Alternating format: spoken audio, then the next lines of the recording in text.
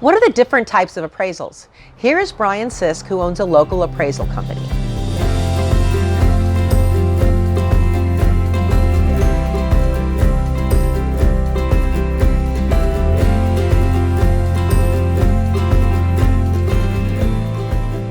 Hi everyone, I'm here with Brian Sisk.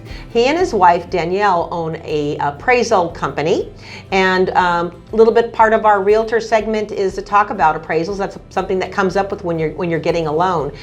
Brian, tell us, what are the different types of appraisals? Well, there's many types of appraisals. One that we most commonly talk about and see is just for a mortgage. So if you're buying a house or refinancing a house, the lender orders an appraisal from me or a middleman. There's other types of non-lending work. So if someone's going to get a divorce, or they're going to sue somebody over some property issue, or I'm working right now on stuff on the Thomas and Woolsey fire. Okay. So there's people suing people for that. Right. As it goes. So there's lots of different types of appraisals. Okay. And for every purpose, it tends to have its own form or type or methodology. Some forms, some issues have a different methodology you have to approach it by. Okay, great. All right, and then with regards to an appraisal, there's different approaches. Yes, there's the sales approach, which is your comparables in your neighborhood. There's your cost approach, which is what the house would cost new when you factor in depreciation.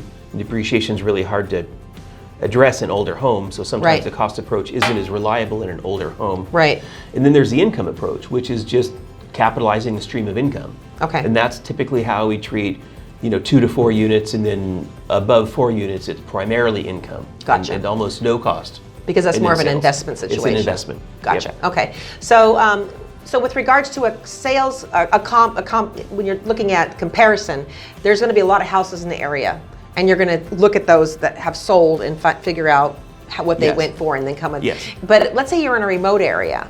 Okay. Okay, and there's not a lot of houses, and a lot of houses are selling. Is that when you would use like a cost approach? Is that more of a fact that you would use it then? I would use a cost approach if I had a vacant land sale. Okay. But if I had a larger rural property, once you go from the semi-rural to rural, you're allowed to go from 1 mile to 5 miles. Okay. So once you click that rural box, you can go 5 miles. Okay. And you can go further if you want. Okay. I've reviewed reports that had comps that were 80 miles away. Okay. Okay. And of course it was an 80-acre, 100-acre parcel with who knows what on it.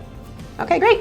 All right, everyone. Well, if you need an appraisal, want to find out about how to get an appraisal, what goes into that, maybe you're in the process of getting a divorce and you do need one, feel free to reach out to me. I'll put you in touch with Brian.